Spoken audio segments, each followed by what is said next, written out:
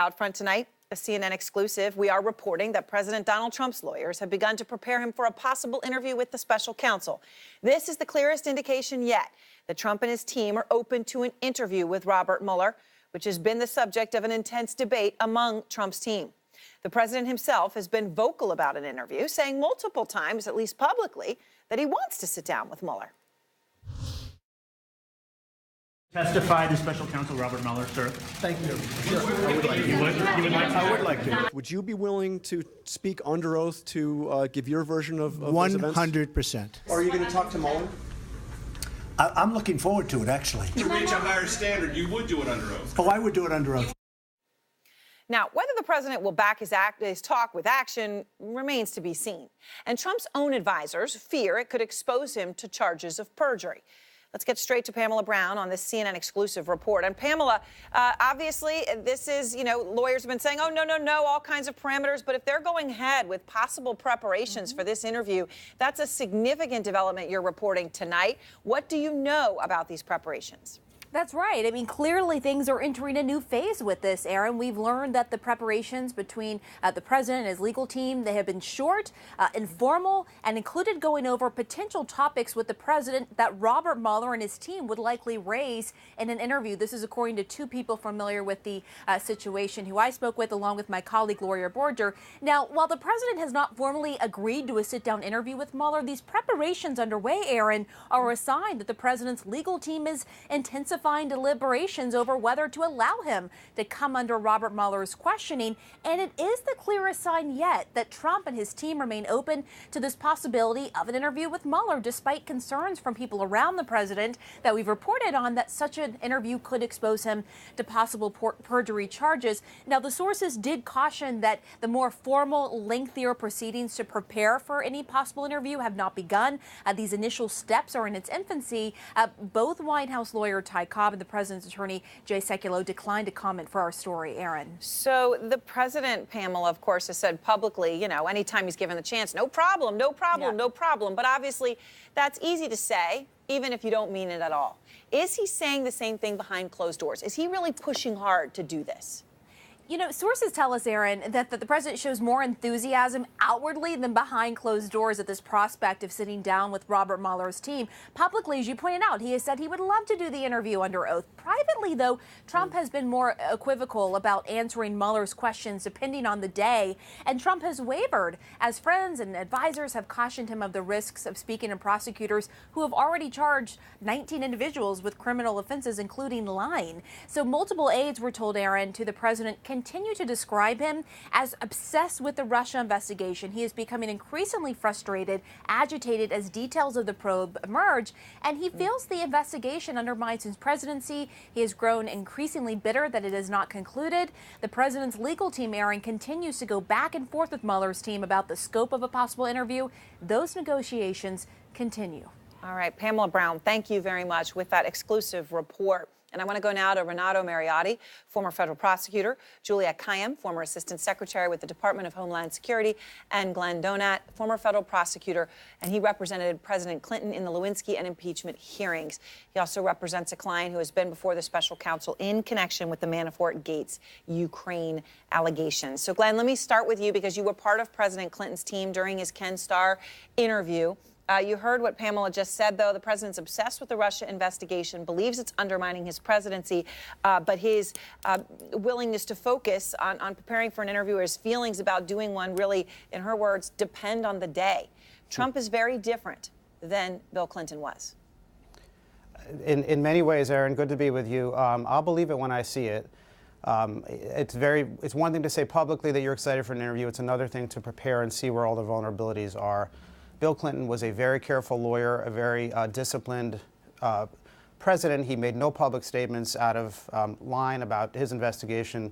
President Trump, you've seen step in it again and again, as most recently as yesterday with his Stormy Daniels comment, which was a disaster in terms of his legal standing. So my guess is once he perceives the full extent of the jeopardy to which he might be subjected, he might well change his mind. I mean, Renato, it's pretty incredible here, as Pam is saying, that they are going ahead and starting these preparations.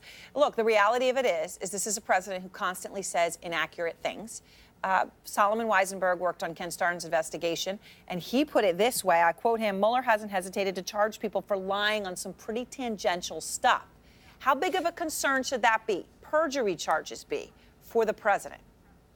The president should be very concerned about being charged with a false statement. I mean, obviously, there's an open question as to whether or not a sitting president can be charged, but certainly, as we know, Bill Clinton was impeached for matters relating to obstruction of justice. So there certainly has to be a lot of concern in the president's camp. I will tell you, if I represented President Trump, I would tell him no way on an interview. We absolutely can't do it. There's no upside for you. There's all downside.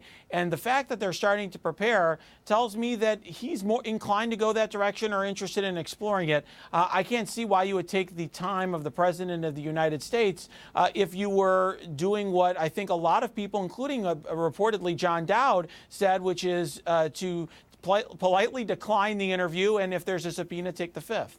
I mean, Juliette, one of the issues here, of course, is that, Trump's personal team on Russia currently consists of one lawyer, Jay Sekulow, to the point of John Dowd that Renato just mentioned, right? John Dowd quit. So you now have Jay Sekulow as the personal lawyer who is on this. And at least 5 major law firms have declined to represent the president personally in the Russia matter. What does this say to you as you have, Jay Sekulow preparing him for a possible interview? So I have to say, I think it's probably a good thing that Jay Sekulow is prepping him just in case, because you don't know what's coming around the corner. At least get the president acclimated to the kinds of questions he had. They're sort of judging how the president would do. It's sort of like a trial run or a test run. The lawyers may eventually, after hearing Trump and how he performed, say, no way are we doing this. So I think that this is in some ways the best lawyering we've seen out of Trump's team. I take a step back here. I mean, the fact that the president can't find a lawyer is just so remarkable. And I think that has not just has something to do with sort of Trump as a client, but I think also what animates everyone's concern about coming into this administration, its challenges of people coming in to fill slots that are necessary, is that everything that gets close to Trump or anyone ends up needing a lawyer. And so you just don't, if you're a smart law firm, you just don't want to get implicated in what could really be a very, very messy ordeal. And you don't know if the Trump is going to do pardons. You don't know what he's going to do. So, Glenn, we have a deposition, actually, that the president, took under oath during the campaign. And he was actually asked a question about whether the campaign was helping his hotel business, which is a pretty crucial question and opens itself up to all sorts of crucial legal questions. That's what he was asked. And I just want to play the response so that people understand what we're talking about. Here is the president. And do you attribute that, to the extent it has an effect, is because people associate you with the hotels and they want to be a part of your political campaign, maybe, to the extent they're favorably disposed? Well, maybe the success of the campaign. People have said there's never been anything like this.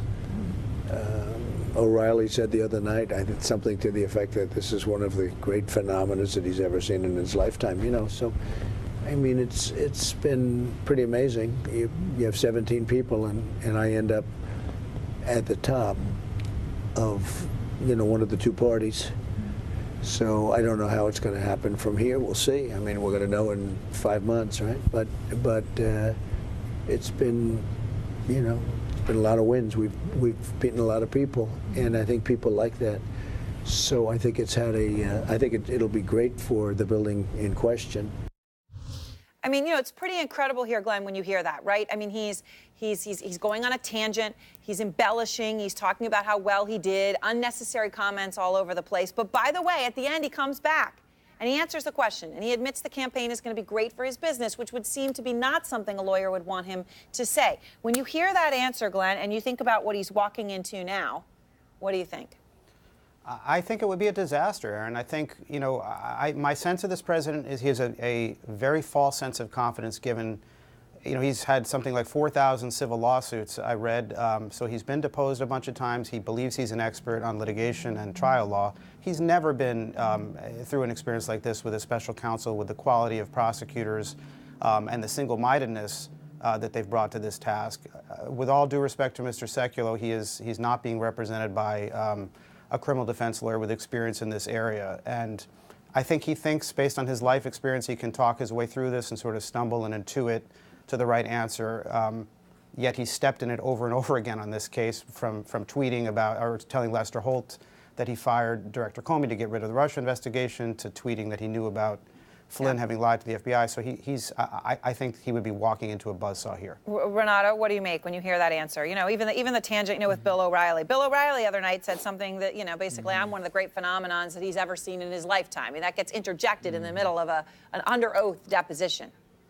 Exactly. And Aaron, you know, there have been other depositions where the president said that he was asked, how have you prepared for this deposition? And he said, I didn't prepare at all. You know, that is a disaster. Yeah, that's a scary thing if you're a lawyer in that situation. And I absolutely agree that Jay Sekulow is totally out of his element here. You want somebody, this is arguably the most important criminal investigation that we've had in my lifetime. And I'm 41 years old. So, you know, you want to have somebody who's very seasoned and experienced and knows something about criminal investigations. And I will tell you, you know, this is like having Jay Sekulow handle this is like having a podiatrist do your heart surgery. It's literally somebody who does not have experience in this area, who's out of his element. And I would be very, very concerned if I was close to the president. I would be advising him that he needs a new legal team and he needs to take the, you know, he needs to take the fifth and not get interviewed. All right. Well, thank you all. Of course, getting a new legal team obviously easier said than executed, as they have shown. But that podiatrist analogy was a little frightening. Thank you all three.